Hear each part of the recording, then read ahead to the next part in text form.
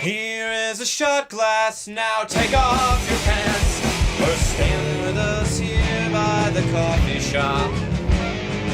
Yes, you're invited, try not to speak, sit and look pretty, laugh at the jokes we tell, strut like you mean it, and go with the flow.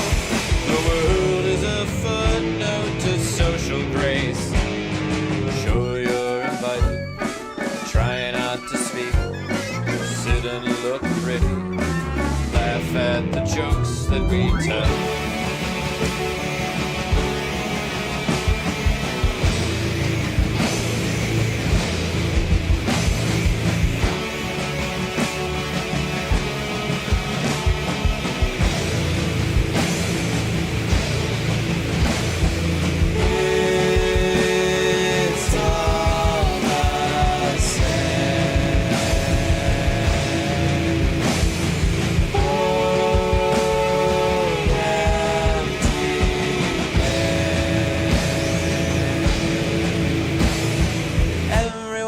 Tired in Boston, and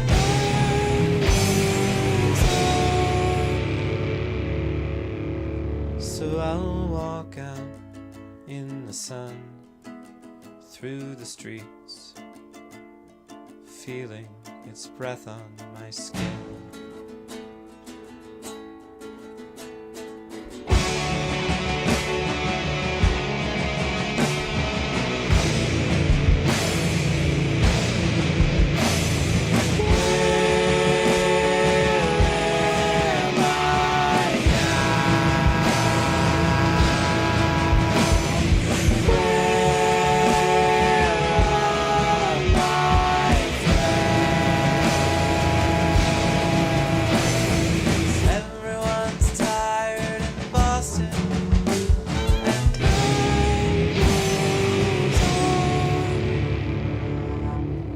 So I'll walk out in the sun through the streets, feeling its breath on my skin.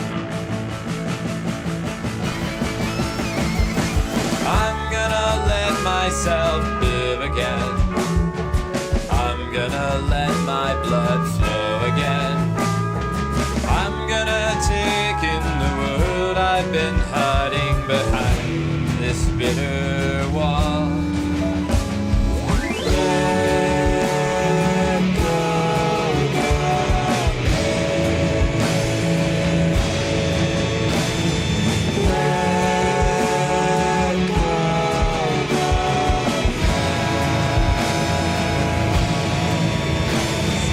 Everyone's tired in Boston, and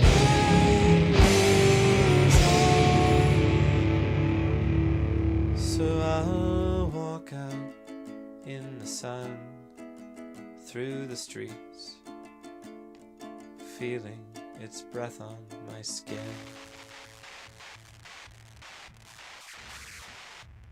What is up, everyone?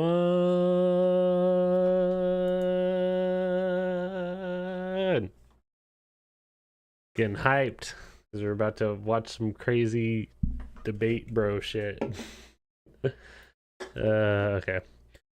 Yeah, gonna watch some Piers Morgan. You're all guilty. Candace Owens, ex-Cenk Uyghur on Israel, Trump, and more. So gonna do this. I don't know. This is pretty long, so I don't know if I'm gonna have time to do anything after, but after that, just probably chill and chat or something for a little bit. But I do have to go to sleep at some point, so we'll figure out when that is. What was I doing over here? Oh yeah, I want to jump in my Discord, so if any of my friends want to jump in and hang out, not that any of them watch me. Kidding. Kinda. I mean, maybe. He says once in a while, like Josh is watching, so he's probably the only one. Oh, there's my chat. Okay, I think I'm all good. Here we go. Oh shit! Hold on, I have it sped up. We're gonna go on.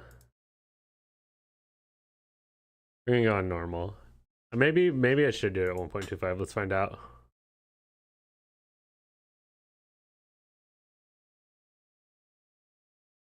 Oh, here we go. This is just the intro, so it doesn't matter. That's anyway. what he's gonna say. Tank, you're gonna have to learn how to control yourself. I know it's very difficult for you.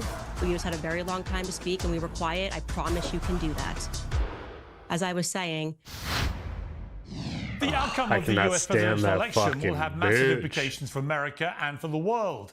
The candidates could not be further divided on issues like immigration, the economy, and the role America should play in restoring peace. Make no mistake, this election is transformatively significant. It might be one of the most significant, in fact, in our lifetimes. But it's not existential. Kamala Harris is not an actual communist. Donald Trump is not an actual fascist. And no matter what happens in the next 4 months, a new president will be sworn into office in January next year. Just one day after a second attempt to assassinate Donald Trump, Hillary Clinton said this. And I don't understand why it's so difficult for the press to have a consistent narrative about how dangerous Trump is. You know, the late, great journalist Harry Evans, one time said that, journalists should, really try to achieve objectivity. And by that, he said, I mean, they should cover the object. Well, the object in this case is Donald Trump.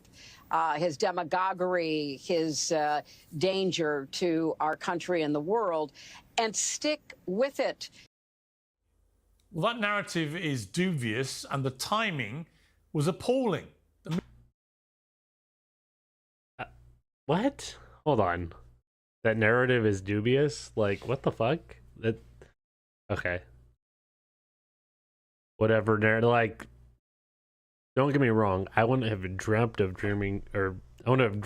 voting for Hillary Clinton in 2016.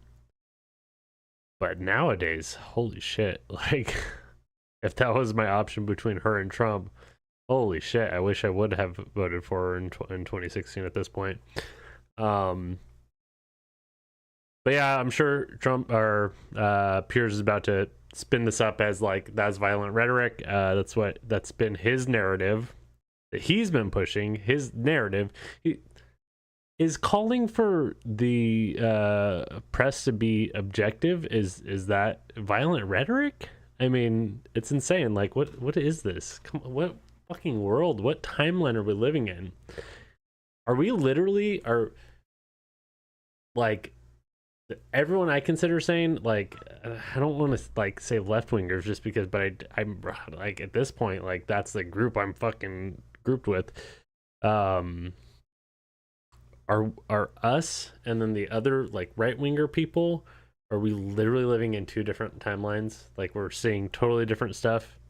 Like there's no, I mean, I guess the echo chamber of your own like online. What do you call it? Media consumption. That's what it comes down to, really. But yeah, it's weird to act like that was violent rhetoric, but we'll see. I mean, he might not say that, but that has been the ongoing narrative. Media can be accused of many ill deeds, but failing to have a consistent narrative about Donald Trump is not one of them. This montage has now been viewed more than 30 million times in the aftermath of the latest attempted shooting. Excuse the poor quality, but the point is obvious. I just don't even know why there aren't uprisings all over the country, and maybe there will be. People need to start taking to the streets. This is a dictator. You know, there needs... Hold on, okay. Neither of those things were violent. Uprising and taking to the streets, I mean, neither of those necessitate violence, okay? To be unrest these are the examples he's using. Streets for as long as there's unrest in our lives. Enemies of... There needs to be unrest in the streets for as long as there's unrest in our lives. Enemies of... Unrest. That does sound worse, but like, admittedly, that unrest sounds kind of violent, but still, I don't think it necessitates violence. I mean, unrest is just can what does unrest mean? Let's see real quick. Just, I'm pretty sure it doesn't mean violent, but state of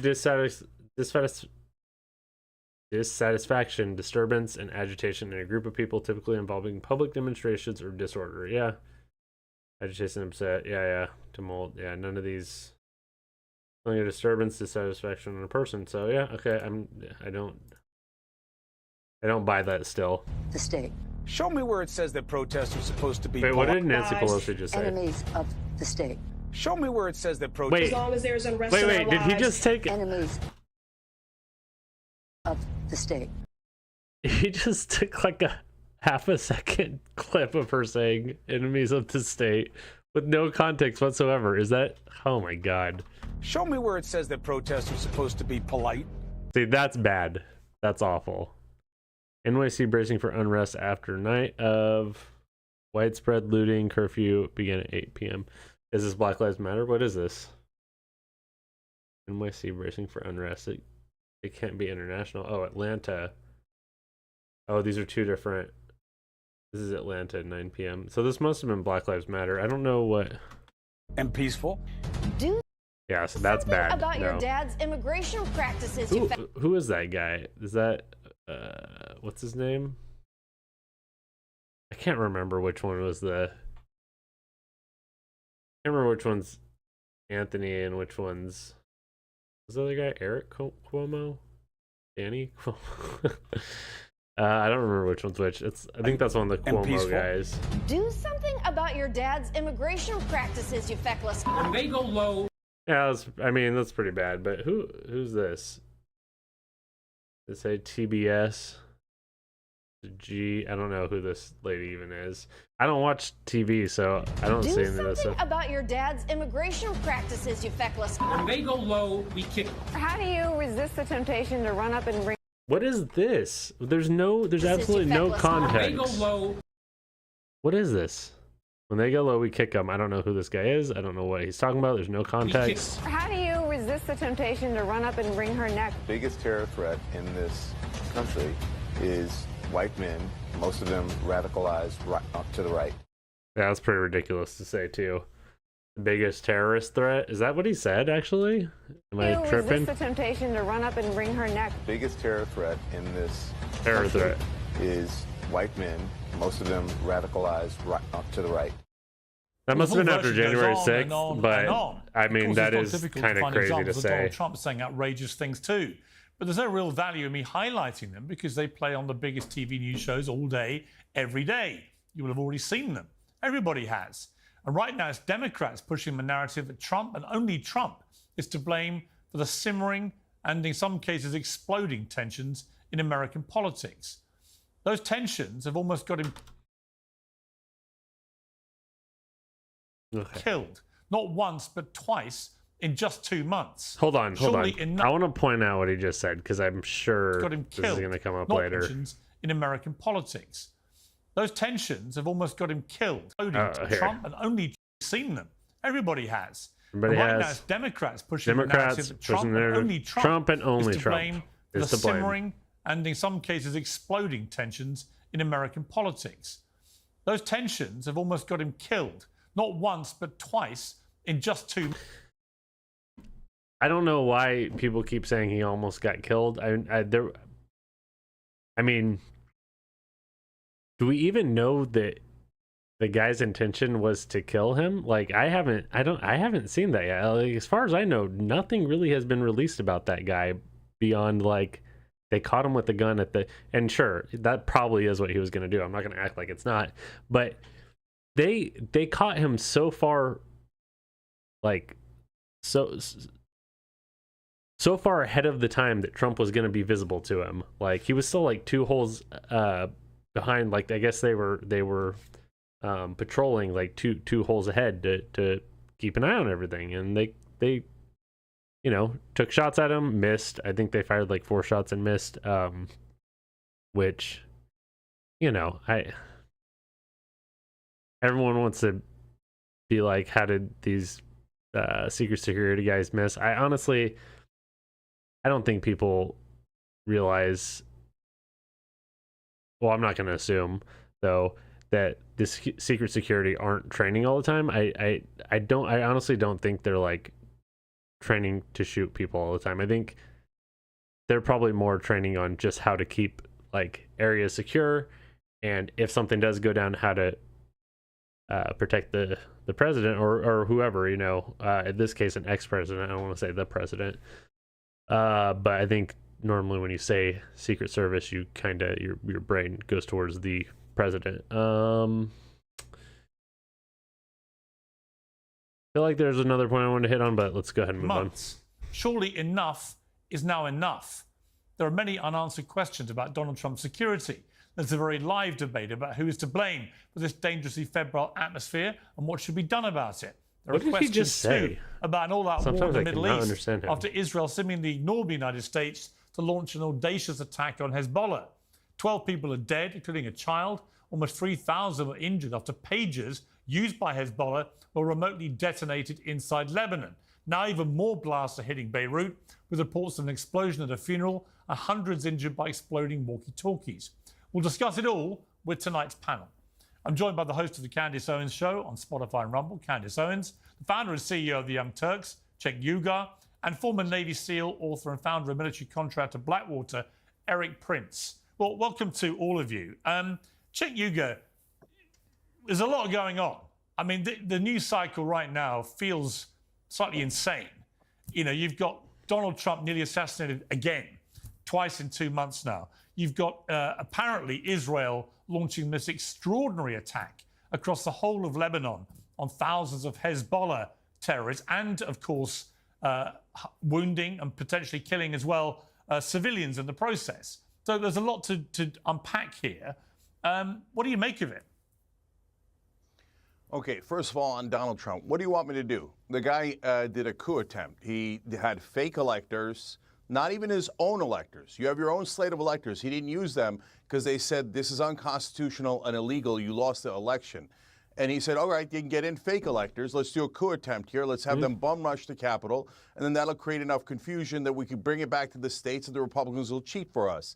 They even wrote it in a book. Then he said we should terminate. They're probably either going to say, you guys are still stuck on January 6th, or like Donald Trump called for peaceful protests.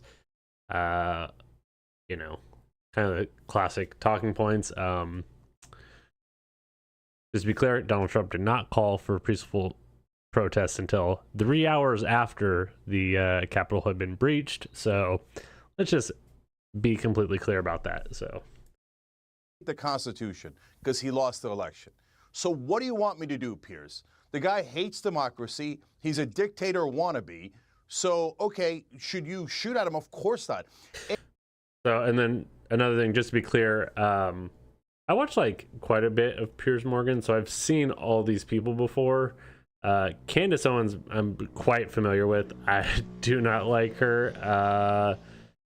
She's basically a Nazi sympathizer, and it's really fucking disgusting. Cenk, I hear he's a socialist. I don't really know that much about him. I've seen him on here a couple times. He's mostly been playing defense for Democrats, so you know, he doesn't seem, I don't know what his policy things are, his policy positions, but he seems like pretty like just traditional liberal Democrat from what I've seen him talk about. I know he wanted Biden to drop out of the race, and he did, when a lot of other Democrats did not. I think that was like an unpopular opinion within the Democratic Party at the time. But I mean, let's be honest, like he needed to drop out, and now there's even questioning of like who's running the country right now, you know, like it is a little concerning that Biden is still in there for what, like October, November, December, January. He's got like 4 more months, like a third of a year still that he's our president. So it's a little concerning. Like, anyway, let's go. Any action that is physical like that or violent is a surrender in the intellectual field of debate and ideas. So it's a terrible idea, it's immoral, etc. But I'm not going to let up on Donald Trump for 1 second rhetorically, because he is a monster, and he tried to terminate our Constitution. He tried to steal an election. I've never seen anyone so... So I don't know if you could say he tried to terminate our Constitution, but he definitely tried to break the ruling of the Constitution, and he called for terminating the Constitution. So it definitely doesn't seem like he's not willing to terminate the Constitution. I guess it depends on how your definition of terminate in this circumstance, but I think most people would think that means, like, you know, obliterate, totally remove the Constitution as our founding and most important legal documentation. Despicable in American politics. And by the way, there's another reason why I'm angry at him, because I'm a populist, and he took populism and he perverted it to just turning into his... I don't understand what populist means, because I've heard that he's a socialist. I know what it means. Like, it's like you're going for, like, the popular opinion of, like, among people, right? Like, you're appealing to the popular opinion, basically. Is that socialism right now? I mean, maybe it is. I mean, I see it online a lot, but shit, I don't know. Own personal con. He's such a slimy con man. I loathe him. Everyone should vote against him. He's one of the worst people I have ever seen in politics, and I'm not going to let him terminate the Constitution or destroy this democracy. You see, what I find extraordinary, Cenk, is you haven't even given it a beat since he nearly had his brains blown out on Sunday on a golf course. He didn't nearly have his brains blown out. Jesus Christ. On the first time, yes. The first time, inches. I mean, like sure, but this past time, like, they did their job. It's like it's honestly, it's like a non-story. I mean, it's not good, but, like, they're making this out to be the same deal as the last one, which, I mean, I could go over, like, the whole list of how this is so much different, but I feel like it should just be obvious. But maybe we'll have to do that later. Which came 2 months after... Did he give a beat, Piers? Did he give a beat? Did he ever give a beat when he constantly talks about violence? Hey, if someone takes out somebody from with a stretcher, I'll pay the legal bills. Attack people. Oh, my political opponents, I'm going to jail them. I'm going to attack them. Well, to be clear, hang on. To be clear, you're trying to equate him making a joke about maybe slapping or punching someone in a crowd who's abusing him with... I don't know. I'm not aware of this specific reference. But let's be real. That's not even close to the worst thing or most violent thing Donald Trump has suggested. So, can I make a joke about someone taking an AK Trump across the face? Well, hang on, can I make that joke? Can I make that joke, Piers? Well, hang on, somebody actually shooting him on a rally stage and then very nearly shooting him on a golf course with an AK-47. Do you not see the difference? So, Piers, those are terrible actions. Do you not see the difference between those two things, Piers? Jeez. He can be... So, the thing that's frustrating about Piers is he can be so rational, but when it comes down to, like, the elections and, like when it comes down to elections, when it comes down to, like, us versus them, in quotes, he toes the fucking party line like crazy, and it's so obvious, and everyone calls him out for it, and he still denies it, and it's crazy. So what am I'm asking you a literal question. What do you want me to just go? Could you give it a beat? Okay, now Donald Trump's a good... Hold on, let me finish the question. On a human level. Donald Trump's a good guy. Donald Trump loves democracy. Donald Trump's still the same monster he was yesterday. So I hate that people are shooting at him. It's so dumb. It's so dumb. It's immoral. It's wrong. Why would you be surprised? I can't condemn it any stronger. Why would you be surprised? I'm not going to tell you that Donald Trump is a decent man when he's a grotesque human being. Why would you be surprised that people are taking drastic action? Unhinged people with unhinged brains who are listening to constant rhetoric from people. You didn't answer the question. Well, what do you want me to do? You want me to politically surrender, I'm asking you a question. Do you not consider for a moment that within 48 hours you're still saying monster, demagogue, dictator, blah, blah, blah, blah, blah? Because that's who he is. Yes, but this is what is affecting... You want me to lie? Yeah, because... Dude, again, like, is this violent rhetoric? I mean...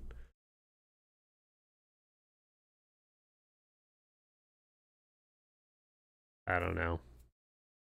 It's so sad. It's so sad. Like, you know how Republicans always will go, guns don't kill people, people kill people? How about words don't kill people, people kill people? Like, this is absurd, this point that Piers is trying to make. Also, he has tiny hands. I never realized that. Look how little they are. Like, hold on. His hand's like out kind of too. So it should look big compared to his head, but it looks tiny compared to his head. Like, look how big my hand looks compared to my head when this is right next. So I'm touching my... Look how little his hand looks. Okay. Tell me this. Because do you want me to lie? Let me finish. The shooter at the golf course. Does that mean that I'm calling for someone to assassinate Piers Morgan now because I said he has tiny hands and I'm making fun of him?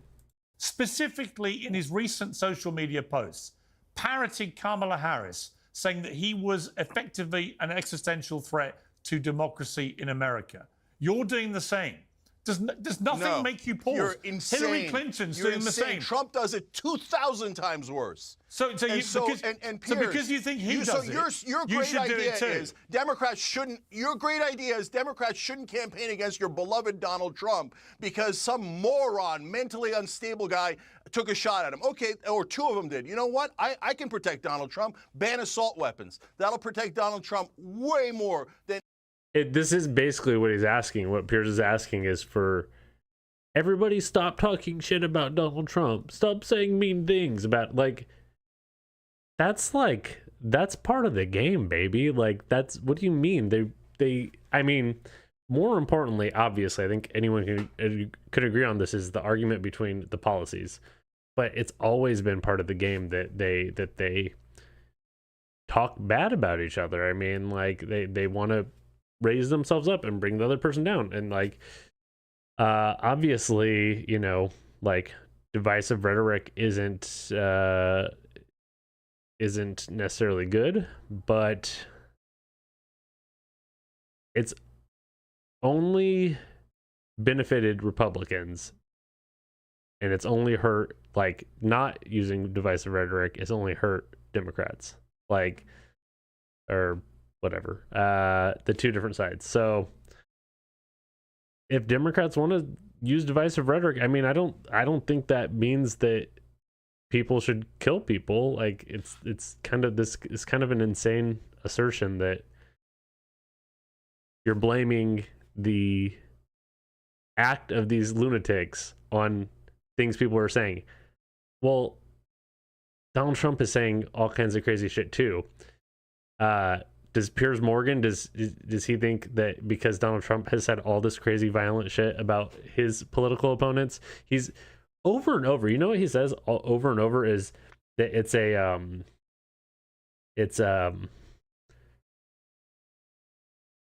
all of the litigation against him is political. So I can't remember the actual term he uses, but all the litigation against him is they're targeting their political opponent. Like, that's an insane accusation, because I mean, he's let's face it, he did a lot of shit. He did literally illegal shit, a lot of illegal shit when he was in office. And yeah, I mean, does that mean that, like, is that okay? Like, should now, like, does that make any of them want to go and murder someone? No. You know why? Because they're not crazy lunatics. They're not, well, I mean, we got one right here, but she's more of just a grifter. I don't think she's crazy. She's really smart. She's not crazy. I think she has other mental issues other than like being like deranged, like you know.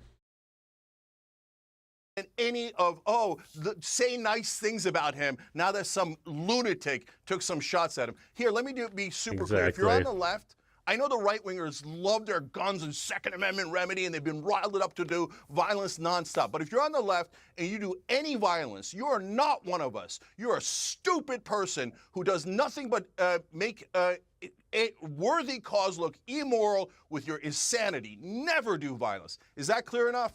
Or maybe when they constantly hear on the airways people like you and Hillary Clinton and others constantly depicting Trump as an existential threat to democracy guilty, in America. Piers, you're totally guilty. You're guilty. You're guilty. Because you support Donald Trump. And Donald Trump has done 2,000 times worse, and you know it. You won't even run it on this show. Okay. You won't even run it on this show because Donald Trump, what he says is so much worse than anything a Democrat has ever said about him. So you won't even run it on this show. So that's it. Are you telling Donald Trump, you better shut up? You better not say any of those gross things that you always say. Cenk is getting like way too animated here. You know, Nancy Pelosi's husband's head in with a hammer. Yeah, and the truth One is, of his Cenk, lunatic fans what tried did to Trump murder say? Nancy Pelosi's husband, and he's like, it's so funny. Here's Do the you problem. know that when they try to murder his vice president, here's the problem. Hold on. What did Trump say about that? So Cenk is making a really good point here, and watch Piers clearly just pivot away like he doesn't want to answer this question. Turned around and said he deserved it. Here's the problem. Here's the problem. What's the problem? You defend him every day, Piers. Here's the problem. You have no idea what I've said about Trump when he's done these things. Pivot. That he wasn't. So yeah, Cenk. I don't know this. I've literally only seen him on Piers Morgan, but he does have a tendency of going on after he makes his good point instead of just sticking that point and because then he started pushing towards what Piers said about whatever instead of just making the point of what Donald Trump has said. And the best point is one that Destiny repeats over and over is that Donald Trump was the president, is running for president again. They're pointing to political pundits. I think that there's like one thing they can kind of point to Kamala Harris about with the bloodbath comment, which was not her. That was her pointing out. I think that it was. I guess it was wrong. I don't know. I would have to look into the context of that. But they bring that up about Kamala, but that was her pointing out violent rhetoric on the other side. And you know, it's that these two things are not equal. A political or someone running for president and just someone commentating on politics, those are not equal. There's one that politicians are expected to be more to keep themselves together, and yeah. I mean, it's beating a dead horse to say that Donald Trump is the most has the craziest language out of any politician we've ever seen in our country, but that is that. I mean, you know, I hate to just repeat that same shit over and over, but and I'm sure Cenk and a lot of these guys are tired of repeating the same shit over and over about Trump, but realistically, that is the case, and I don't know. I don't think repeating it really helps, though, unfortunately. If you had, you wouldn't accuse me of not talking about them, because so are you I always do. Shut up? Because I always do. Are you telling him to shut up? I want to bring in Candace Owens here. Candace, look, we're 48 hours after the latest assassination attempt, and I'm listening to another liberal who I respect. I've had Cenk on a lot on this show, absolutely losing his mind about how despicable Donald Trump is and what a threat he is and a danger and so on and so on. Exactly the kind of rhetoric that Trump has said he believes is fueling these people to try and kill him. What do you make of where we are with this? What I make of all of this is that if you are going to legitimately tell people that someone is a monster, that somebody is a dictator, that somebody is literally Adolf Hitler, if you're going to tell people that this person is a constant threat, why wouldn't somebody try to eliminate that threat? That would actually be a sensible thing for somebody to do if they believe the rhetoric that is coming out of people's mouths. Now, Then if all this the had right happened and wingers it was guilty, flipped, including you, Candace. Cenk, you just You're all spoke for a guilty. very long You've time. done Candace finish, 10,000 please. times Cenk, worse than Let you. Candace control speak. yourself. Yeah. Cenk, you're going to have to learn how to control yourself. I know it's very difficult for you, but you just had a very long time to speak and we were quiet. I promise you can do that. You need to sit on your hands, then you should do that. As I was saying, if this situation had been reversed and I had just watched somebody try to shoot Kamala Harris, I would be definitively saying how wrong it was. I would be saying to people that despite the fact that I do not want her to be president, of course, she is not so much of a threat that she needs to be shot. They don't stop this rhetoric because they do not want these assassination attempts to stop on Donald Trump. And I want to be very clear. The circumstance that we find ourselves in the West is one of remarkable privilege. And when you're in times of remarkable privilege, it creates actually an issue of having a lot of weak men, right? Weak men are the ones that are going out here Like proclaiming Trump. Of that course. Donald Trump is a threat, proclaiming that Donald Trump is somebody that is a dictator because they've never had real conflict in their lives. And you're about to see that example right now, the difference in the demeanor between someone like Cenk and Eric Prince, who I greatly respect and who is somebody who has seen real conflict and understands. Oh, so what is this real guy threat- is this guy a Republican too, like hardcore Republican? Probably. I don't want to put anything really bad on him because I haven't heard him talk. But she said she greatly respects, so that makes me kind of think white supremacist. But we'll find out. Is right. He understands real threat. Cenk is somebody that grew up obviously with a silver spoon in his mouth. He's never had to fight for anything in his life and has never had to put his life before somebody else's. So it's very easy for him to behave like this, to behave demonstrably like a toddler who is throwing his toys out of the pram when he doesn't get what he wants. And so he heightens his rhetoric and says, why am I not getting what I want? This man's a dictator. This man's a threat. And he's not being realistic. And it's embarrassing to our country, whether it was a person on the right or the left. You guys haven't addressed it at all. Cenk, I promise you are capable he of wants to controlling terminate the yourself Constitution, for so you 3 like minutes that? as somebody else speaks. Let me bring in Eric. Eric, you are a former Navy SEAL. And a patient. And a very patient former Navy SEAL, yes. You know, when I look he's at what's been happened patient, here, that's there fair. are lots of strands to what's going on.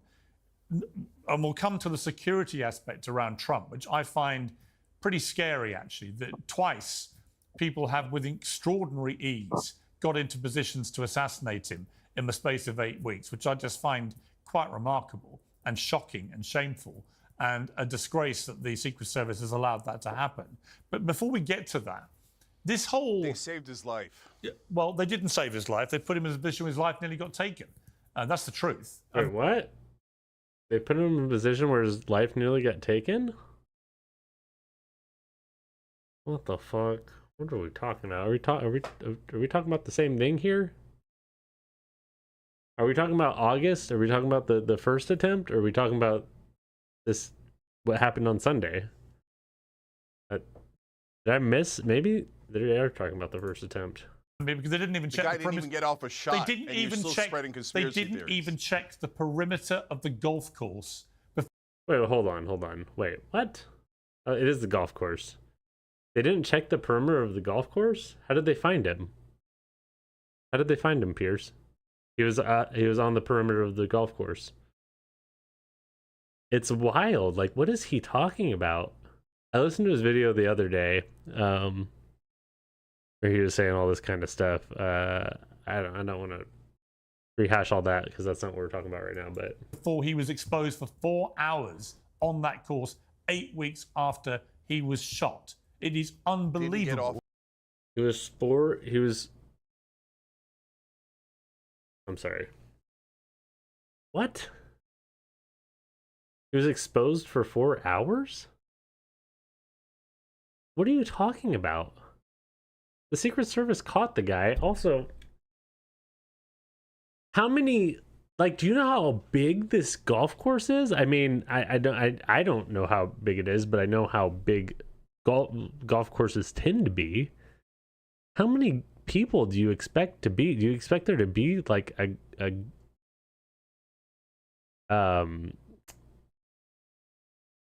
special forces guy like every like 100 feet along the fence? Like, what are we talking here? Like, they literally caught him. He didn't fire any shots. They did. They caught him. I mean, like, later, you know, they used modern technology to catch him. Luckily, like, they were able to. But yeah, it's this whole thing's, like I said, kind of a nothing story. Like, obviously is a bad guy that seemingly wanted to shoot an ex-president, but hey, I mean, he didn't. He got caught. I mean, these kind of things happen all the time and we don't hear about them at all. So it's weird that this one is if anything, it feels like they're latching onto these attempts as much as they can now because the one was so dramatic and rightfully so. But this one, you know. Anyone from the Secret Service would claim anything but a dismal failure of their preparation to protect the president, in my opinion. But we'll come to that. Eric, what do you make of this debate, which is raging right now in this debate now? What's his opinion going to be? About the rhetoric and the responsibility. Military guy, so probably going to keep it pretty, or ex-military. He's probably going to keep it pretty basic. No, you know, he's going to say violence is bad, the rhetoric is bad. We all need to calm it down. And he's going to say something like, say something like, you know, I've seen real war. This is just baby shit, something like that. Ability of people who are on the airwaves, who are in public life, to dial down the rhetoric. Look, like the video clip you opened with, there's an enormous amount of apocalyptic language spoken by the left. Call it saying he must be eliminated, he is Hitler, and that unleashes every left. I want to point this out. Earlier, I said they're blaming everyone on the left. Or sorry, earlier Piers said all the Democrats are blaming everyone on the right of violent rhetoric. They're only pointing at Donald Trump. But look what they're doing right now. They're doing the exact same thing. And in fact, Cenk has already denounced the violence. So, like, are they going to denounce the violent rhetoric? Because if they don't denounce any of the violent rhetoric from Donald Trump, which there's no shot they're going to. They're all paid. I don't know about him, but Candace and Piers, they get paid to be right-wing pundits. So they're not gonna admit anything. So why should Cenk? I mean, that's always been the dichotomy of the situation is left-wing people are supposed to just take it up the ass and the right-wing people can just say whatever the fuck they want. So wing crazy to authenticate themselves by saying, I'm going to be the hero. This guy, this Ruth guy on Sunday, who was there for 12 hours stalking Donald Trump with a high-powered rifle with a scope, with ballistic plates up against the fence. And what did he have up there? A GoPro. Why? He was trophy hunting. He wanted to be the savior of the left, to say, I'm the one that killed Donald J. Trump. Trophy hunting, saying, for people like you, responding to words that you're putting out there. Why else would he have a GoPro? No, he wanted to get famous. You're totally right about that, Eric. Okay, yeah. What extra did he bring to this conversation? And I hate that. But wait, you know what's really silly? You know how, like, right after the debate, everyone was screaming 3v1, 3v1, or all the Republicans were screaming 3v1. They went 3v1 versus Trump, like, because the moderators were fact checking him. There's a funny infographic on that too that shows like how many times Trump lied versus how many times Kamala lied, and how many times Trump got fact checked versus how many times Kamala got fact checked. So that was funny to look at. But yeah, this is literally a 3v1. This is literally three, and I know Piers will be like, I'm a moderate. No, but if you watch his videos, he is constantly running defense for Donald Trump. Like, he loves Donald Trump. He would kiss Donald Trump on the lips if he could. Like, it's so obvious. And this is a 3v1, and it's literally they're not moderating. No one's moderating. They're not fact checking. They're just, this is a 3v1. That's what it is. The way that this whole thing has been framed as if the right wing doesn't do rhetoric that is 10,000 times more dangerous and violent over and over again. Trump's fans sent pipe bombs to every one of his enemies. Trump fan hit Nancy Pelosi's husband in the head with a hammer, and Trump never even denounced it. How sick is that? That he never even denounced it. He laughs about it. So if we were using the Trump standard, we'd laugh about him getting shot at. But I'm not as Dude, you need to get. You have to have money, Navy SEAL guy. Like, right? You have to. You look like you have a nice house and nice clothes. Like, what microphone are you using? Jesus Christ! Like, you sound like, what the fuck? Disgusting as Donald Trump is. Nancy Pelosi's husband had an interlude with some bizarre gay lover. Trust me, he wasn't on the right. He went. He wasn't on the right. He's in the most echoey room in his entire house too. Like, oh my god, this. I guess he's probably not used to. I mean, to be fair, he's probably not on TV a lot. I mean, probably once in a while is like this kind of thing where he's a consultant, but lunatics. I'm on here with lunatics and conspiracy theorists. I can't believe he just said that. And you're saying that the guy who smashed Paul Pelosi's head in wasn't on the right? Is that what? Wait. I missed something about him getting shot at, but I'm not as disgusting as Donald Trump is. Nancy Pelosi's husband had an interlude with some bizarre gay lover. Oh my god, bro. Oh my god. Are you see? Look, this is what I'm saying. He brought up a really good point. Cenk brought up a really good point, and this guy, instead of being like, "Oh no, like Donald Trump shouldn't have done that," he could just say that. He won't. He'll never say that. Because what he's gonna say instead is it was his gay lover. Which, I mean, even if that's true, that's what that's what Cenk needs to hit him on. Let's say that's true. That was his gay lover. Is that okay for Donald Trump to make fun of it? Is it okay? It's not. In your opinion, no, it's not. Oh my god, I'm on here with lunatics. I don't know if he was on the right or left, or I don't know what that guy's political. I don't know anything about that guy. He wasn't on the right. I can't believe he just said that. And you're saying that the guy who smashed Paul Pelosi's head in wasn't on the right? Wait, did she just say he wasn't on the right because he had an LGBTQ flag? I mean, it sounds like the guy was gay. Can he not be gay? And like, what about your buddy Dave Rubin, the Russian asset? Is he not on the right because he's gay? Dude, look at the defenses they use. And I mean, in the heat of the moment, I understand it's so frustrating, but they're getting Cenk caught up in bullshit fucking talking points that I think they know that, like, look at his smirk. I don't like this man. I don't know who he is. I hope I don't have to deal with him very much in the future.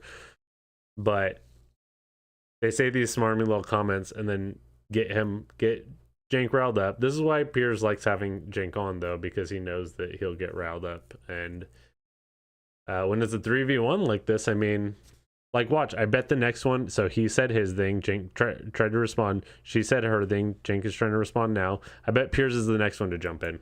Let's watch. I bet you. And I would bet $100 Piers is the next one to jump in against him. Oops. What did I do? There we go. Sorry about that. Okay, just so you know, if you're going to call somebody else a lunatic, you shouldn't be behaving like one in the process. When you say, but Cenk, see, there he goes. There he goes. 1, 2, 3. 1, 2, 3. It's probably going to go pretty much in that order until this segment is over. These right wingers are all nuts. Do you understand the irony, given you just spent the last 10 minutes literally ranting? Yeah, Yeah, I do, Piers. So I am loud and aggressive because that's what the Democrats and the left wing need to stand up to lunatic bullies like this. Candace Owens just said that the attacker of Paul Pelosi was not a right-winger when he is a Donald Trump fan and a deep right-winger. And Eric Prince, the lunatic, had said that he was a gay lover of Paul Pelosi. I should look into this story more, because I remember when it happened, and I kind of was just you know, politics gets so annoying when it invades your everyday life like nonstop. So I was kind of just not trying to not listen to that story. Honestly, I heard about it, thought it was crazy. Glad he didn't die. That's pretty much all I got out of it. So Pelosi, a conspiracy theory so unhinged that how am I supposed to respond to it? You can't have a rational discussion with people who don't believe in facts and logic. Piers, are you agreeing with these two lunatics that he was not a right-winger and that he was some sort of gay lover of Paul Pelosi? Eric Prince as a lunatic. He served our country. You should have a little more respect and decency. Yeah, no, he's a mercenary and a disgusting guy, by the way. How many people did you get killed? Innocent people in Iraq, Eric. How many people did you have mowed down in Iraq, Eric? Yeah, I don't know anything about him. Going back to your is he a mercenary? I mean, that'd be pretty wild. Topic, Piers. Perhaps it's time to bring back 19th century behavior, which maybe we had a more civil society then. If people are going to throw all kinds of bombastic language, they do so because they do it without consequence. Wait, what? What does that mean? Bring back 19th century behavior. What are you gonna say? In the 19th century in the UK, people would call them out for a duel. Doesn't have to be the death. Oh my God. Doesn't have to be the death. Dude, it doesn't have to be the death. It probably will be, but it doesn't have to be. Could be swords. It could be bugle sticks. Swords? It doesn't have to be the death. It could be swords.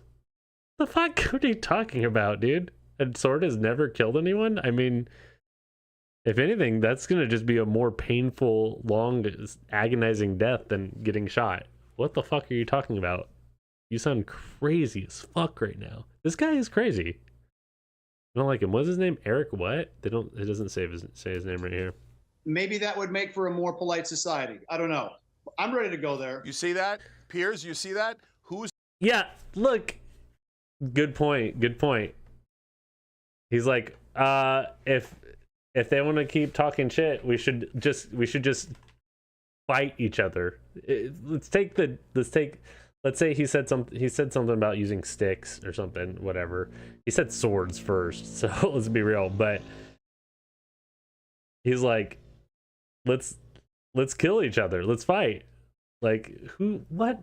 Fucking kind of crazy, and with his smug ass face. Jesus Christ. He's the first to threaten violence. Of course, Eric from the right wing. Yeah, but, whereas I denounce violence. I denounce it strongly and loudly. Yeah, you heard it with your own But Cheng, what I don't think you appreciate. Why is she shaking her head no? Like that didn't just happen. This is what I'm talking about. Are we literally living it? Did everything that just came out of dude's mouth over here sound like, was it different words to these two? And everything that's coming out of his mouth, was it different words? And what they're saying, is it different words to us? Are we all insane? Are we all suffering mass psychosis? Like how is this possible? How am I hearing this? And they're hearing something else. It doesn't make any sense. Is how ranting, incendiary rhetoric of the kind you've unleashed so far in this debate yourself. What did he didn't say let's kill each other or let's fight with sticks or swords or whatever the fuck this lunatic said over here. Can, with an impressionable, unhinged person who believes everything you're saying about Trump, as Candace said, why wouldn't that person think to themselves, yeah, we've got to get rid of him. We've got to stop him. Okay. So my question for you is, if you can't even dial it down within 48 hours of a second assassination attempt on Trump's life, when can you? So Piers, what does he want people to dial down? What he is literally asking, What he's literally asking is for people, please stop saying bad stuff about Donald Trump, a really bad person who's done really bad things. Like, no, that's not how it works. Just because he almost got killed. Guess what? Guess why he probably almost got killed? Because the things he said, not because the things the left has said, because the things he has said. Like, it's... Have you ever thought about that? Maybe the things he said is what's causing this stuff to happen? Like, if you want to talk about the words that kill people, because, you know, guns don't kill people, people kill people, but words do kill people, not people. And when it comes to words, it's the words that kill people. Jesus Christ. And now let's have an intelligent this is conversation. taking so long to get through. I don't know if I'm going to finish this. Where are the lines? Where are the lines? So, wait, he asked me a question. Where are the lines? So when you say, when Trump says these incendiary things that encourage violence, including laughing at smashing the head in of a political opponent's husband, that's what? Is that fine? Or he's bad too? Well, is it fine? How long does he have to pause saying fine? Violent things? Listen, I've criticised Trump for lots of his incendiary language over the years, but as far as I... So how long should he stop? Hang on. So far as I know, he's never called one of his opponents Adolf Hitler, and yet the left constantly... Yeah, he did. Constantly... He just called, I don't know... Okay. If Donald Trump didn't say things like, I want to terminate the Constitution, if he didn't say things like, I'd love to be dictator for one day, if he didn't say things like, the left is poisoning the blood of our country, which is literally a quote from Mein Kampf, if he didn't constantly repeat Nazi fascist sounding language and say things like, I want to be a dictator for one day. By the way, no one's a dictator for one day. I don't know if anyone understands that, but that's not how being a dictator works. Okay, if you're a dictator for one day, you're a dictator now for good. I mean, that's you don't just give up that power. So anyone who thinks that's funny, like, dude, think about what you're laughing at. It's this guy who literally tried to steal the election, and it's God. Know about Hitler, but constantly, first of all, but Piers, you make it look like... Here's my point. If the left constantly say, as they do, he's the new Hitler, who, by the way, murdered 12 million people with his Nazis, including 6 million Jews in the Holocaust, if you keep saying that often enough, as the left do in America, eventually an unhinged mind is going to think, I've got to stop the new Hitler. That's my point. So first...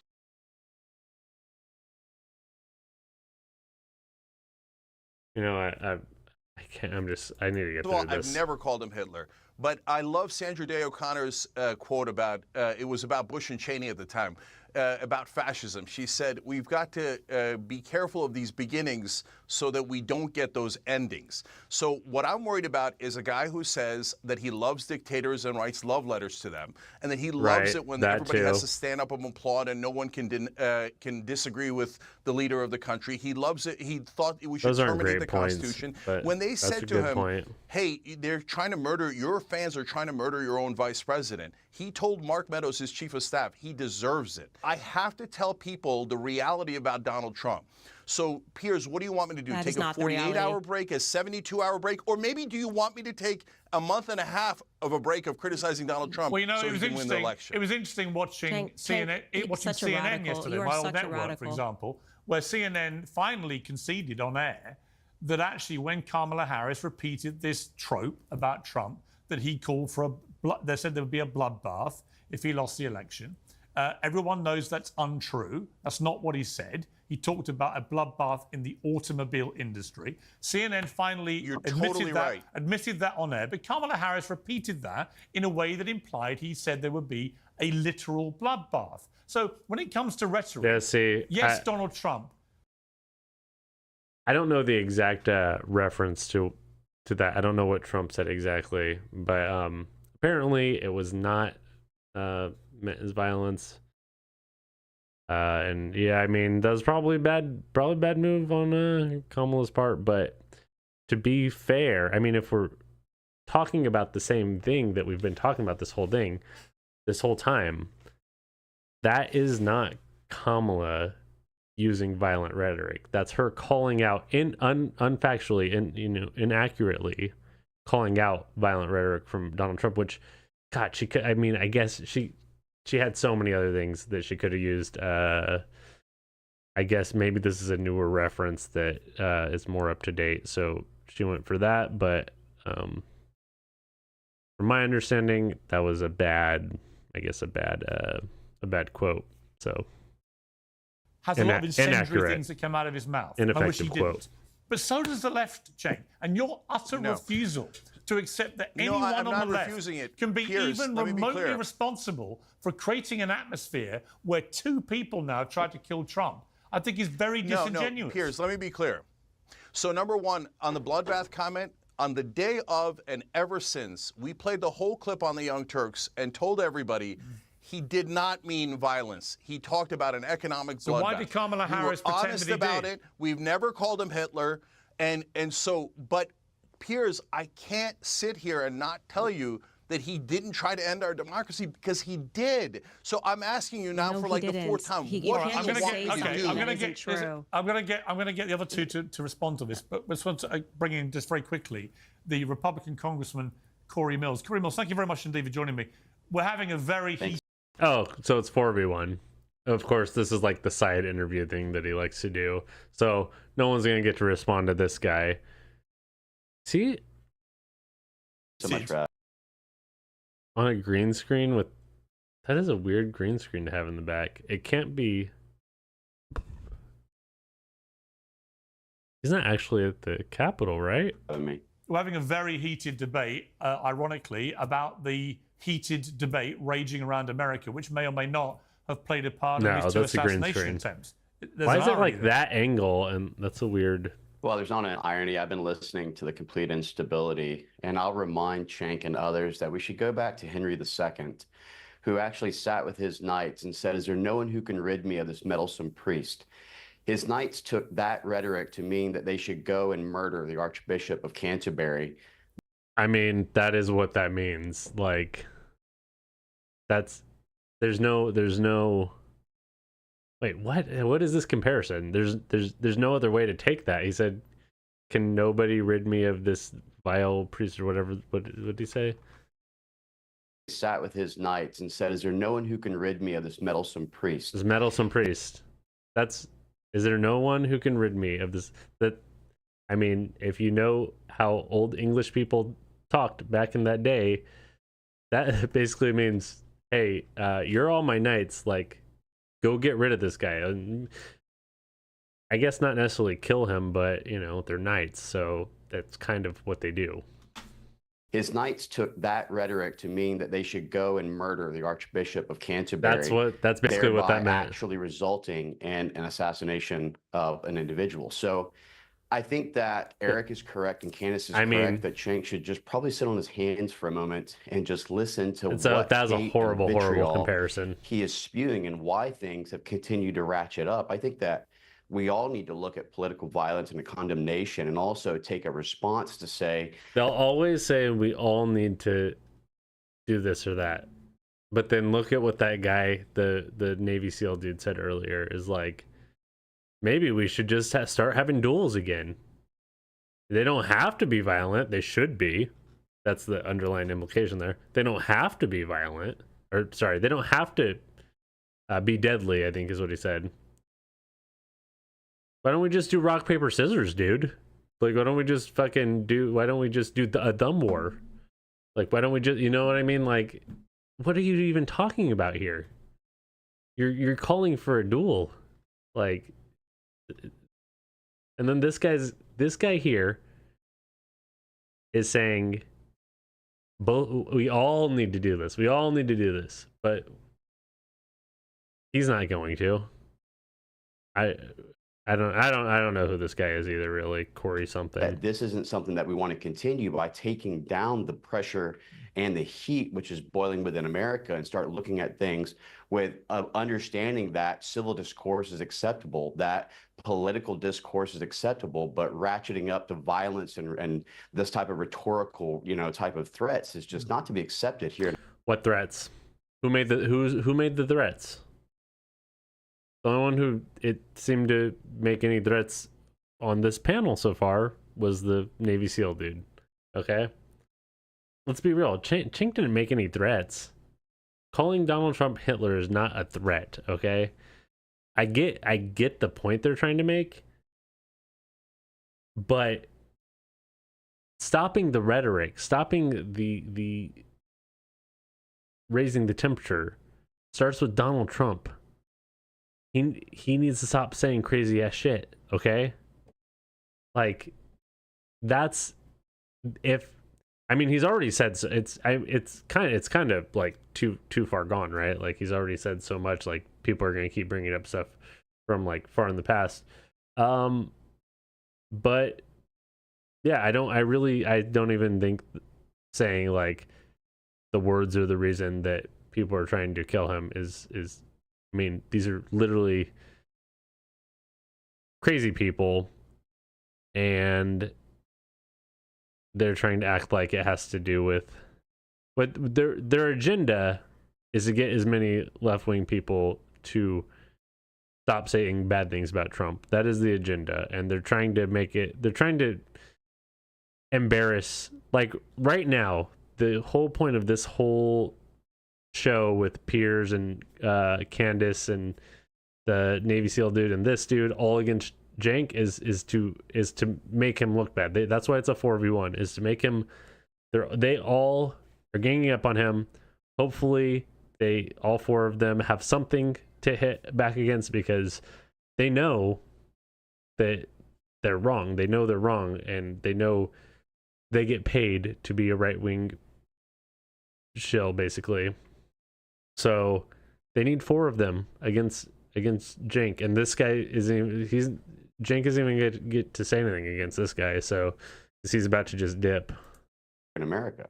Yeah, I completely agree. And on this separate issue of Trump security, I was staggered to see the acting director of the Secret Service, who's replaced the one who resigned after the rally shooting, basically doing a kind of victory lap on television, where he claimed everything they had done was fantastic. It all worked perfectly because one of his agents spotted the barrel of a rifle poking out of a bush and fired in that direction. Didn't hit the shooter, but scared him away. But I'm sorry, why was no one from the Secret Service thinking it would be a good idea to even check the perimeter of the golf course? That's what they were doing. That's how they caught him. Well, They knew he was in Florida. They knew he was likely to be playing golf at that course. And the guy went and positioned himself for 12 hours right where the media go to get a clean photographic shot of Trump. I mean, it just almost, it's beyond parody, this. Well, Piers, if I could just go ahead and say that this is the second time that a perimeter and security bubble failure has existed. You look at the 100. What are they talking about? This is just a made up like story. They're writing a narrative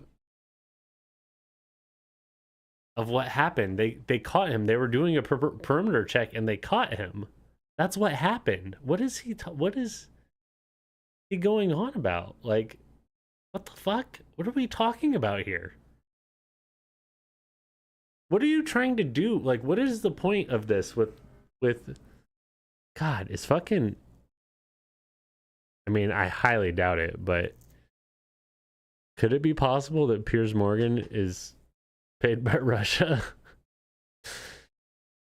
with this kind of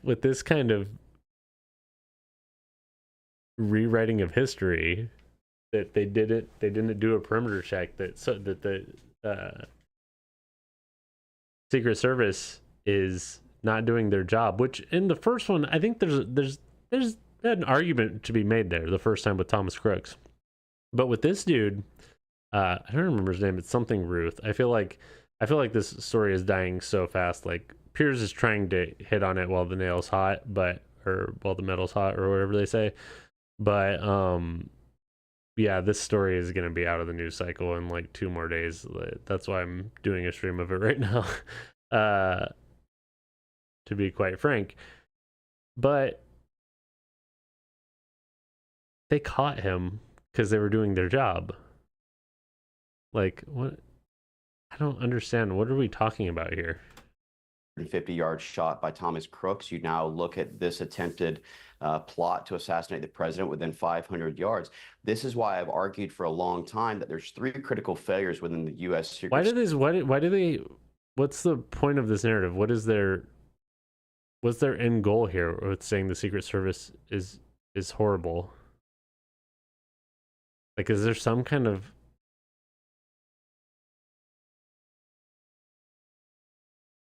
like, there has to be, right? There has to be some kind of incentive or goal or agenda.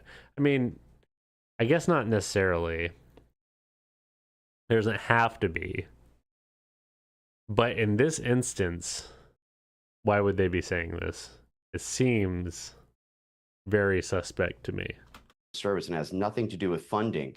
This has to do with the fact that 1, we have prioritized DEI over meritocracy, and 2, the ability to conduct an actual threat assessment on a principle, that being the former President Donald Trump, and then looking at your threat mitigation strategy should not be dictated and determined by the title or the position you carry, but by the actual threat itself and what assets and resources are required to mitigate that threat. So the reality is while they're touting that this is a great success, as Eric can tell you, and look, I'm a United States Army combat veteran. I'd served in the 82nd. I've worked overseas on different protection details.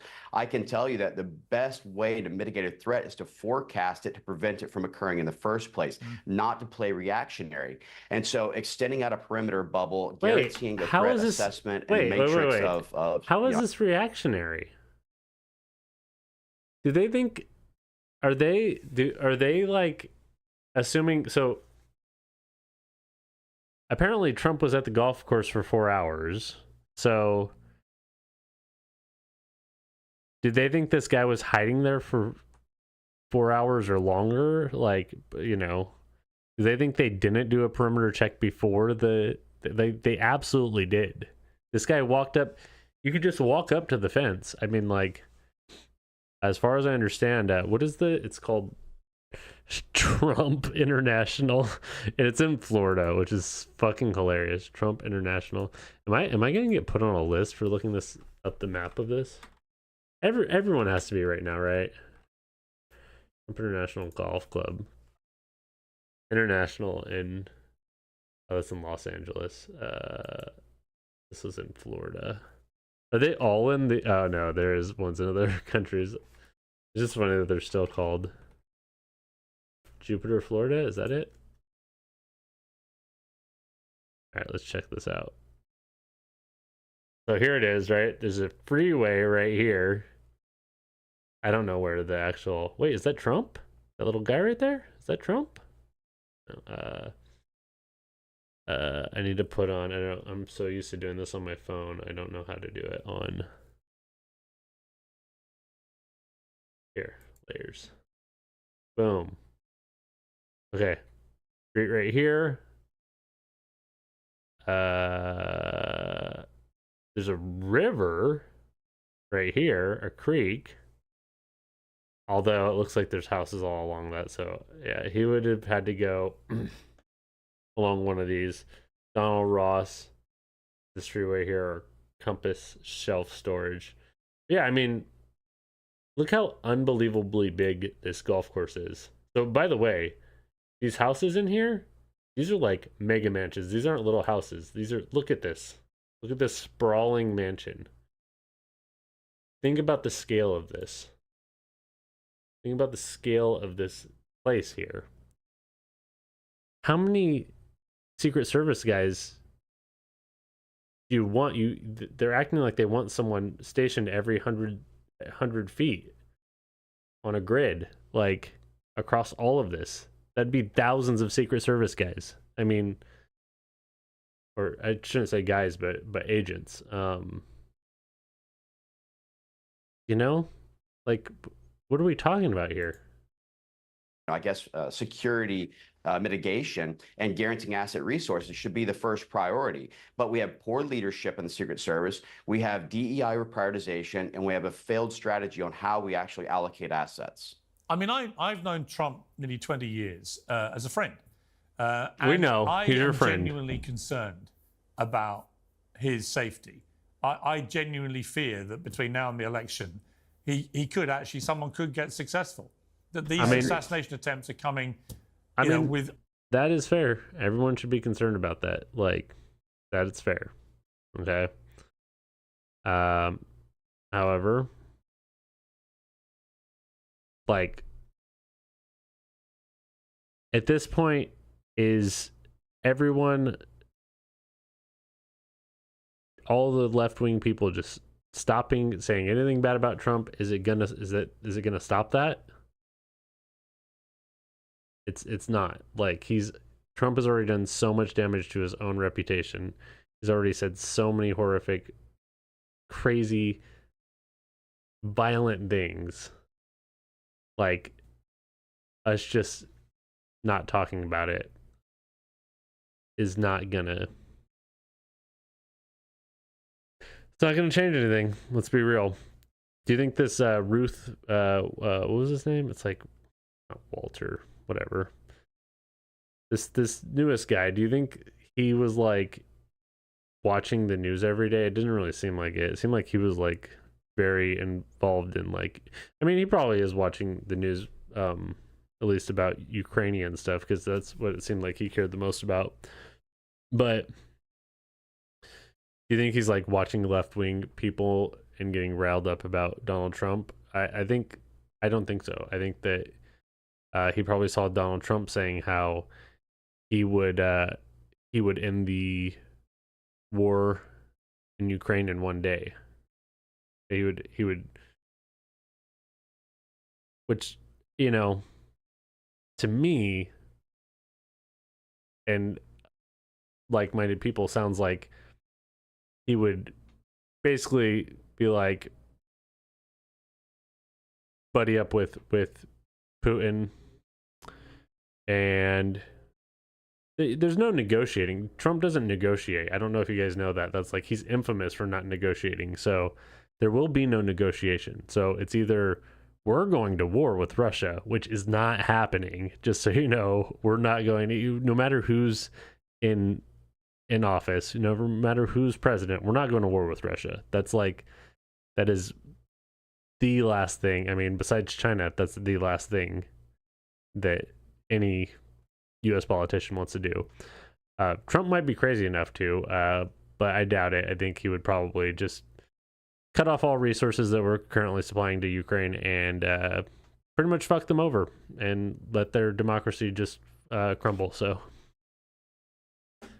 alarming regularity. And that's probably what this guy was thinking. And, you know, seems like he's a devout Ukrainian defender. I don't know. I don't totally understand that either. That guy was out there. I mean, he was like trying to be a mercenary in Ukraine and all this stuff, which, shit, I mean, you know, I guess, I don't know. Fuck. You want to go over there and fight someone else's wars? I don't. 2 in 8 weeks? I mean, it's crazy. Well, that's exactly right. Not to mention the fact that you can't go ahead and assess the threat under President Trump to that of, say, a former president like Bill Clinton or Jimmy Carter. We have to look at the fact that President Trump is not only one of the most loved individuals, but he's also one of the most hated, and not just by the threats we've seen domestically, but that of the fatwa, which was declared by Iran after the successful counterterrorism strike by Qasem Soleimani and also Abu Mahdi al-Mohandes. The fact that he was successful in the elimination of Abu Bakr al-Baghdadi, the head of ISIS or Daesh. And so we have to start looking at the fact that... See, I don't know enough about all these, like, specific examples. This is where, like, when we were doing the post debate talk and everything, and I was trying to tell Ara how I feel uninformed a lot of times. This is the kind of things he's saying, all these specific things that I don't really know about, so I can't speak to that at all, unfortunately. You know, I don't know these. He said something about Iran trying to kill Trump, and then he said all these names and places and stuff. So that while they can continue to try and claim that the incident that resulted on J6 was an incitement of violence through dangerous rhetoric, why can't we assume that the incitement of violence that resulted in the attempted assassination on January 13th or recently isn't of the same caliber, and why can't we treat it the same? And so, look, I've had multiple discussions with Eric. Eric's a longtime friend. He's a patriot. Wait, those guys are all going to prison. What do you mean? Why can't we treat it? He's going to prison, right? What is he asking? Why can't we treat it the same? Why can't we assume that resulted on J6 was an incitement of violence through dangerous rhetoric? Why can't we assume that the incitement of violence that resulted in the attempted assassination on January 13th or recently isn't of the same caliber, and why can't we treat it the same? Okay, I get what you're saying. So he's saying because people blame Donald Trump for inciting violence at the Capitol on January 6th, which there's an argument that he didn't, to be made. However, he let it happen. He let it go on for 3 hours.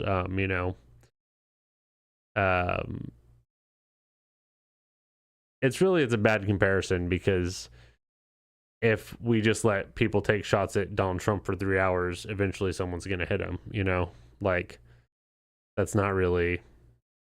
that's a dumb fucking bullshit comparison. But I mean, he's right, to some degree. Look, I don't like all the divisive rhetoric. But I just don't like the double standard. The double standard is wild.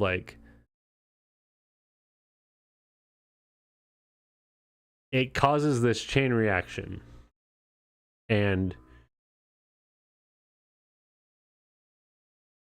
when the person who started it ups the ante every single time, which is Trump, you kind of have to blame the person who's starting it, and the person who's upping the ante, the person who's increasing it every time. I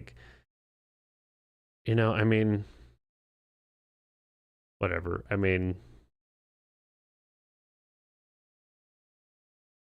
yeah, I don't fucking know. I don't know. I gotta get through this and go to sleep. I've had multiple discussions with Eric. Eric's a longtime friend. He's a patriot, former Navy SEAL combat veteran. The things that Cenk was saying about him couldn't be further from the truth, because I think Eric's one of the best. But I'll tell you, I think at this point, until we can get new leadership in the Secret Service, we actually need to be thinking about private security on the internal bubble of the president, utilizing former soft guys and pushing out the Secret Service assets in the bubble to do clearance and prevent this type of incident from happening in the future. What do you mean by pushing out the Secret Service? Wait, what? See, I don't understand all of these terms. Leadership in the Secret Service, we actually need to be thinking about private security on the internal bubble of the president, utilizing former of the president, because Donald Trump is not the president. I hate this, and I even see myself and left-wing people and all kinds of people, that apolitical people, calling Donald Trump the president. I get it's okay to call him the former president. It's okay to call him a president, to call him President Trump. That's okay. But calling him the president implies that he is the standing president in office. And all these people repeating that, like the crazy maggot, like the crazy QAnon people, they're the ones that think he's still president. Them repeating that over and over and over has gotten everyone, psychologically has trained everyone to use that kind of language about Donald Trump. It's wild. Soft guys and pushing out the Secret Service assets in the bubble to do clearance and prevent this type of incident from happening in the future.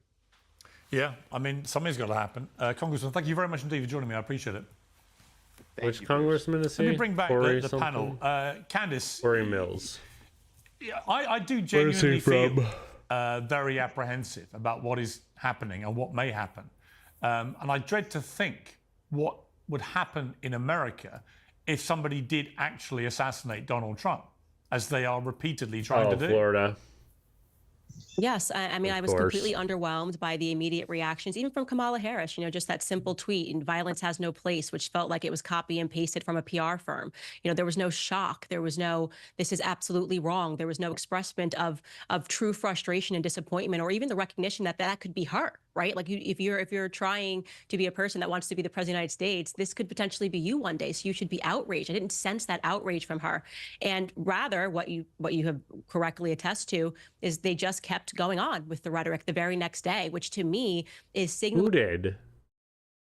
See, they can point this broad finger of they too, and it's just kind of bullshit. I mean, both sides do that. To be fair, I've done that. I mean, everyone is guilty of that from time to time. However, she just went from talking specifically about Kamala Harris. Candace Owens is so dishonest. She's such a piece of shit. Like, how can you think like this? And I think she's way too smart to be just, I think she's too smart to not be lying. She knows better. To their And followers. same with Piers. Piers is really smart. I don't know about this guy. He is military, so like they really range from super, super dumb to super, super smart people. Jumping from let's stop the violent rhetoric to we should have duels makes me think he's pretty dumb. And just his looks like he's taking a shit right now. That's usually the kind of face dumb people make. That this is okay. We're getting closer and we're getting closer, and we are fine with this. We're not going to turn down the rhetoric because you guys are responding correctly. One of the things that's really frustrating, I think, for a lot of people is to watch the way the media is constantly allowed to detach themselves from the consequences of what they say, which is to say that somebody shoots up and tries to shoot a president, and the media is like, well, I was just calling him Hitler, but I never said to anyone that they should go shoot someone. And like I said earlier, what do you expect an individual to do when you are saying Adolf Hitler is taking the stage, when you are saying that we are going to completely lose democracy, which is so far from reality? It's embarrassing for Cenk to say that, because we don't have to imagine Trump as president. He already was for 4 years. People were living very well. The economy was doing very well. And so this rhetoric may have made sense in 2016. It doesn't make sense now in 2024. And so it's frustrating to see that. And I think what is good, though, is to allow people around the world to get this insight into what's happening in America, because you hear the left constantly purporting to be the side of peace, right? And then you watch someone like Cenk, right? And then you listen to people that are on the right, the awful people on the right. You listen to Eric Prince, you listen to me, and you're able to really comprehend who are the radicals in American society. Because you can scream peace, you can scream, oh, love is love all day, but you hear their rhetoric. Bitch, you just said that gay people can't be right-wingers. What are you talking about? Oh my god, dude. Honestly, I tuned out like the whole middle of that, because she rambles like about like just talking point. And I've heard all of this shit, and so I missed a bunch of what she said in the middle, but now that she's making her point, I'm like, oh, okay. She's just repeating the same thing they've all been saying, is the left is always says violent stuff, and the right, they're reasonable. No one ever says anything bad. Even though Piers has earlier admitted that he's been he's criticized Donald Trump's rhetoric, which not when he had him on, but Within 24 hours after a former president was almost shot, and they never dial it down. I mean, these people, I want and encourage violence all the time. You see, Cenk, here's the problem. If this was Joe Biden or Kamala Harris, who had had 2 attempts on their life in 8 weeks, the idea that you would not, if anyone on the Republican side used the kind of enraged, ranting rhetoric you've deployed in this debate today within 24 hours of it happening, that you would go completely nuts at the Republicans for doing that. Okay. So my thing for you is, you seem to think that the justification for all your rhetoric is that, well, Donald Trump does it. And that's kind of like the old school playground thing. Well, that's not the point. And that's the thing is Piers knows that he's purposely missing the point because he knows that's not the point. The point that Cenk has been trying to make is that it's not like a whataboutism. It's a two-part thing, right? Like if you say crazy shit and then you get called out for it, you're not getting heat, you're not getting attacked because someone else criticized you. You're getting attacked because the crazy shit you said. Like it's really simple. I don't know why, like, they're all purposely missing this point, and it's just wild. They did that so I can do it. No, where's your own? Wait, it's not the same thing. Calling out someone for being a piece of shit is not the same thing as being a piece of shit. He's basically he used like he said like grade school analogy. So like he's like, you shouldn't be a snitch is basically like his point here, I guess. I don't fucking know. Line. Where's your line that says we're going to be better than that? If you genuinely believe that is... Where's Donald Trump's moral line that says I'm going to be better? I almost got killed back in August. I'm going to be better. It's been like what, like almost a month and a half now since that happened. Donald Trump going to say, "Hey, I'm going to draw a line here and I'm going to start acting like a real politician." No, he's not. He's not. He's wrong. The incendiary rhetoric is wrong. Piers, why do you deploy it? So, Piers, no. The framing of this entire conversation is insane. So, if somebody was just watching this conversation, they would think that I ordered an attack on the Capitol or that the left wing did. No, Donald Trump had a violent mob attack our Capitol. Oh, no. And then you make it seem like the left has the violence problem. That's true, and then but I strongly why didn't you make very the point? Loudly condemned any violence. Shooting at Donald Trump is the worst thing in the world. I can't be any clearer about it. But you don't any condemn, assassination attempt, any violence, any physicality. Yeah, Hold on. You don't condemn any of the incendiary rhetoric. Let me finish my point. I condemn it as forcefully as I possibly can. And then what do the two right-wingers do? They neither one of them condemned the attack on Nancy Pelosi's husband. Instead, they came up with crazy conspiracy theories. And what does that do? It encourages their fans to go, "Oh yeah, well, it's not a big deal to attack our political opponents. It's not a big deal to attack the Capitol. It's not a big deal to send pipe bombs to Donald Trump's political opponents." So they encourage this kind of violence 24/7, and on January 6th, we saw it in spectacular fashion. And then you're trying to reframe the debate as criticism of Donald Trump. Here's the thing. Do you see all their brains turn off as soon as he said January 6th? Like every single time. I don't think Piers does, but watch Candace and the Navy guy when he sent pipe bombs to Donald Trump's political opponents. He said it twice. So they encourage this kind of violence watch this 24/7. And on January 6th, we saw it in spectacular fashion. Boom, look. And then you're trying to reframe the debate. Brain turned off. His brain turned off. They roll their eyes. Legitimate political criticism of Donald Trump is somehow the thing that's causing. Piers is just waiting to strike on one point. He heard one thing. See, this is the problem. They made a good point. He just keeps rambling. Like, sometimes you just got to stop after you make the good point, because now you've given Piers an out. Political violence, the 2% where it's the left wing, I hate it. I despise it. That's the thing is they're waiting for the extra thing, because when he makes a valid point, when he makes a point they know that they can't dispute, they'll just keep letting him talk. Look how long they've let him talk for. Condemn it. I can't be any clearer than that. Cenk, the only attempts on candidates' lives have both been against the same guy, who's the it wasn't even something he said. Nominee. Okay, so I'm not going to try to predict what Cenk is going to say, but my response to that would be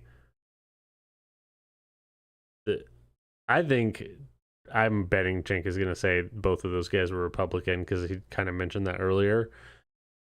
But my response would be, it doesn't matter. Like, by you saying that both the people that attacked Donald Trump were left-wingers, are you not doing the same exact rhetoric? Are you not upping the heat? Are you not increasing the violent rhetoric going on right now?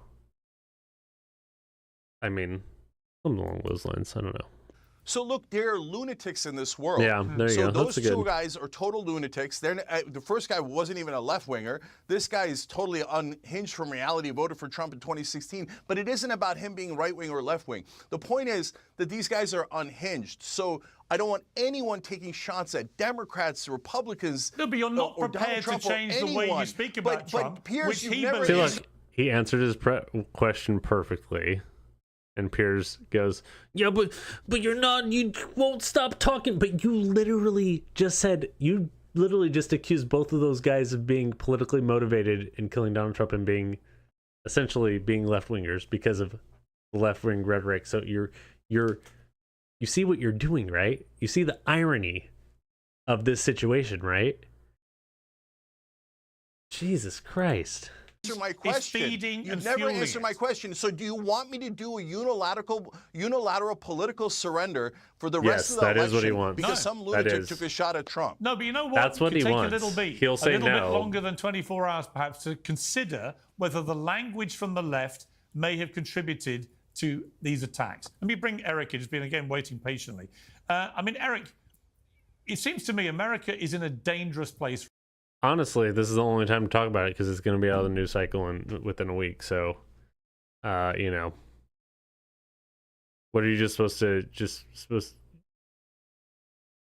that whole time just weep and cry over how the Secret Service successfully stopped an attack? It didn't even come close. No, the would-be assassin never even fired a shot. Like, are we supposed to weep and cry about that for how long? How long? You said 48 hours. How long? Give me a specific time, Piers. You would really like for it to be the rest of the election. In fact, you would love if these kind of attempts where there's zero danger attempts kept coming up and the Secret Service busts them and the story gets reported. You would love if these kept coming up because it would just further your narrative. It would help you out so much. And you'd be able to just keep pushing the same old bullshit. Right now. Yeah, this is not a game. You've experienced actual warfare. And we're now seeing people taking weapons of war to rallies, to golf courses, to try and settle their differences with people by shooting them. And in this case, it's Donald Trump that they want to kill. This is not a good place. If your point of this panel was to explore the spectrum of political rhetoric, I think your guest in the middle box, Reps ipso loquitur, the thing speaks for itself. To call the January 6th such an insurrection, it would be the first insurrection in human history where people showed up unarmed. And if people are feeling nervous about the survival of their constitution, about their vote, they were not unarmed. People had zip ties. People had nooses. People had pipe bombs. People had guns. They were concealed carry. This unarmed narrative is he knows better. He has to know better. People show up to a lot of rallies, and they should certainly be able to show up and not expect to see attacks. There was just another guy. There was the reason that that Trump's crowd looked so small at January 6th when he was giving the speech was because most people had to wait outside the metal detectors because presumably they're packing heat. Like when you look, there's a video. Man, hold on, I'm gonna look it up. It's the Trump lips speech. Just real quick, so I can give you guys a little bit of an idea. Trump lips Eclipse. Wait, what? What the fuck is this? Am I spelling ellipse wrong? Oh my god. Did he look straight at the eclipse? I didn't even know about that. Oh god, okay. Trump, January 6th speech. Let me try to find. It's gotta be kind of long. It's only 30 seconds. There's gotta be like news coverage of it, because these are all short. That's, man. News channels, they try to keep everything so short to be like quick. Is this gonna show it? We'll never give up. Hold on. Okay. The Trump speech is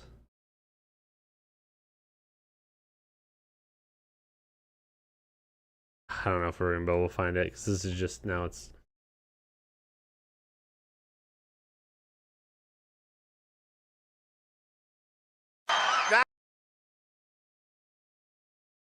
Are they gonna show the crowd? This is just literally just a camera on him. Damn it. Okay. Never mind. Explosive found Trust at a rally me, in New York. sure. Well, I'll stop you there on that, actually, Eric, because that's now been discounted. They've actually said there were no explosives found. So since we've started this, that's been now discounted. Maybe he didn't know that there was twice in armed people in 8 at weeks, the. with what 6 weeks left to go in the election. Dude, I really hope so it's the bad. last we've seen of political violence, because it certainly Has has it no been 8 place weeks? For the republic to survive. Let me bring back Candace. I want to just talk about Kamala Harris for a bit and the politics of all this, because there's no doubt she's had a little bit of a bounce now from, you know, taking over from Biden, from the DNC, from the debate win, where I think she won that debate with Trump by sort of feeding his narcissistic streak when he fell for it. But at the same time, she's giving very few interviews. And the latest one she gave, we're going to show a little bit of it. They're going now. to Kamala Harris stuff. I've got to go to bed. It's 9:15 here, and is this Kamala? What else? Explosions. Oh, okay, so they're starting to get into other stuff anyway, and I don't know a lot about the Israel-Palestine stuff, to be honest. I like commenting on that is kind of weird for me. Like, I wish I knew more about it, but it seems like a really complicated situation. It seems really bad. It seems like, you know, all I could do is basically give you like the safest answer ever, or the safest like talking points, and I feel like that's not really, I don't have a valuable opinion on it. So yeah, my opinion would basically be like, the IDF and the Israel government need to stop, and they need to make a peace deal, and blah blah blah. Like, and I don't know anything about one state or two state solution because I don't know entirely what that entails. So that's kind of my take on it, unfortunately. And so I don't think, is that all the rest of this? Yeah, the explosions, those in Lebanon, right? Israel serves the interests of U.S. foreign policy. Oops. Oh, her YouTube ban? Good. Candace on Bridget Macron controversy. Oh, wait. Hold on. I'll jump to this. She called, and I think still continues to call, the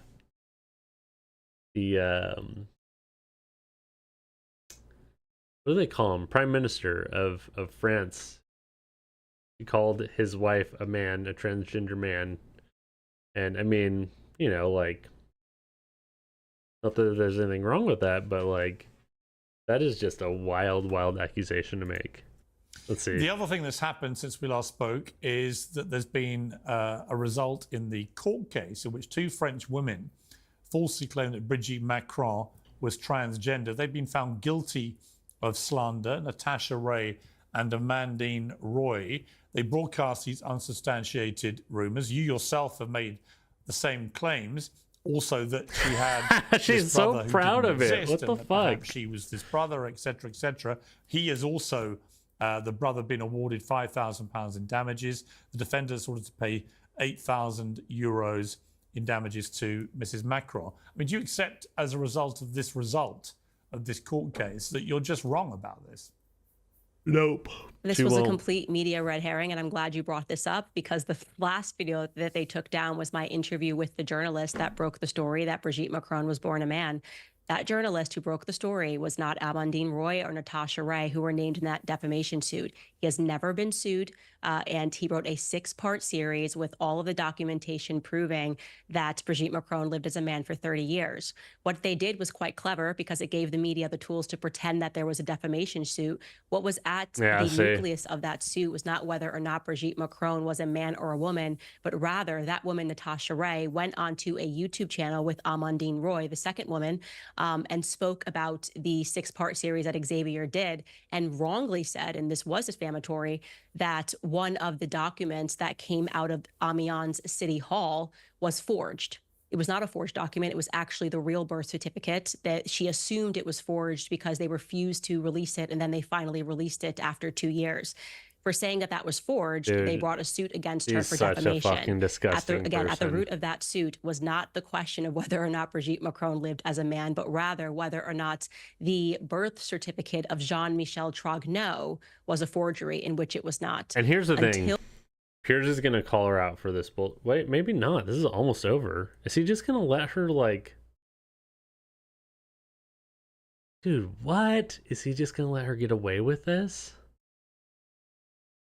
He is. There's only like a minute left. He can't make a substantial response. What the fuck? He looks tired. Look, his eyes are bloodshot red. His eyelids are like drooping. He needs to get some rest. It must be really late over there. He's over it. I think he's just gonna let her get away with this. That's Brigitte crazy. Macron He's just too tired to keep going. Against Xavier Poussard, who is the journalist who wrote explicitly a 6-part series about her living as a man, with more proof than I have ever seen in any story that I ever won. In fact, Xavier Poussard should win a Pulitzer. If life is fair, he should be winning awards for the work that he did, the 3-year work. Otherwise, the media is just giving you a red herring and relying on the fact that most people can't read French or speak French, and so they can't look at the lawsuit themselves. Out of this. Candice, I like having you on Uncensored. You're certainly uncensored. On this, I could not disagree with you more.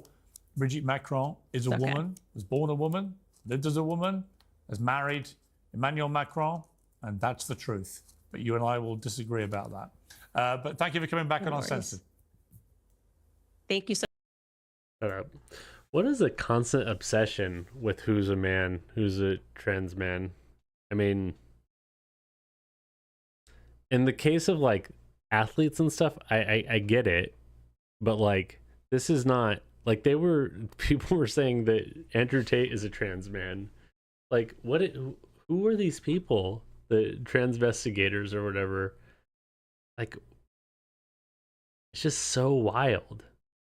I mean, like, realistically, they're probably like trans porn addicts. They're probably like, they love just jerking their dick off to trans porn, and that's why they're so obsessed constantly with who's trans. But it's like, why are we going after the Prime Minister of France's wife? Like, if she was trans, like, what then? Like, if she just came out and was like, yeah, I transitioned from male to female when I was whatever, you know. She said she lived as a man for 30 years. Isn't that really easy to verify? I mean, like, there would be no way to cover that up. Like, how old is she? She can't be, like, even if she's 60, that's half of her life. Hold on. Like, Brigitte Macron. Oh, Brigitte Macron. Former teacher. Oh, no, I take it back. She was a man. No. How do you... Hold on. Let's go to young. Oh. That was the next result. Images.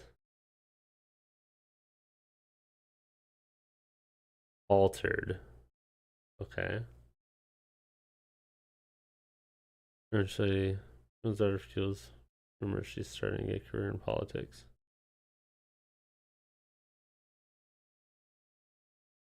What? I don't know. She's just talking about rumors that she's starting a career in politics?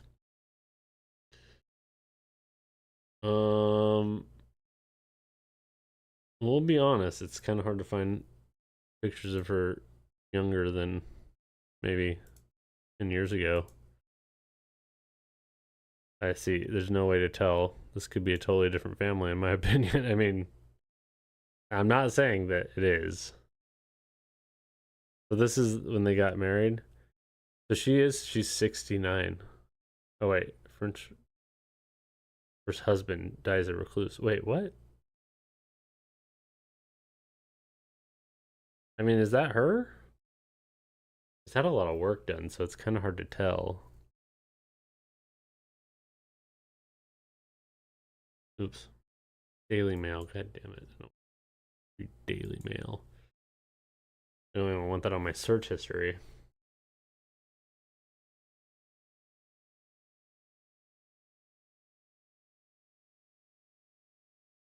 Okay. That's definitely her.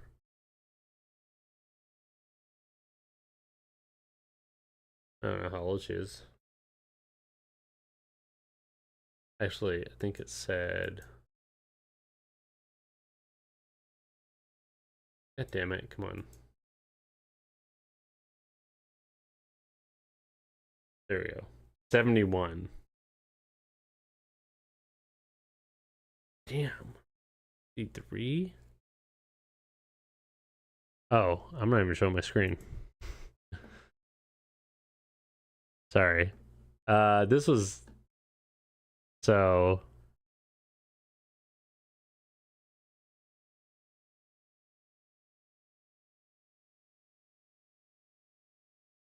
I found a picture of her young. Where was it?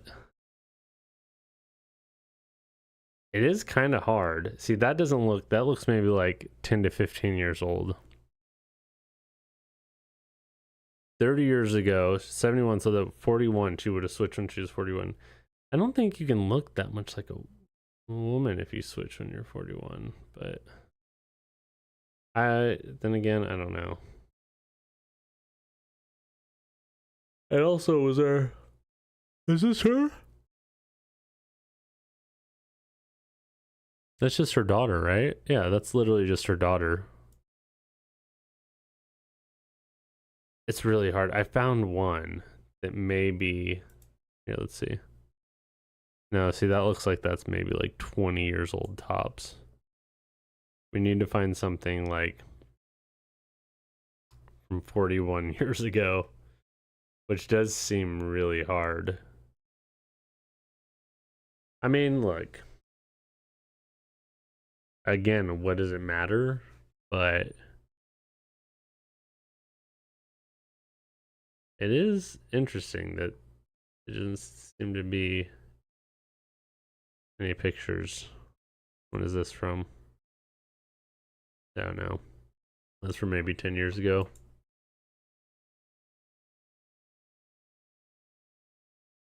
Alright, well, you know what? I'll say, Candace, that's interesting. However, given all the other crazy nonsense bullshit you've spoken about, it's really hard. It's the boy who cried wolf, you know? Like, when you say all this other bullshit, how is anyone gonna believe something like this? Like, it's just, that is how it is.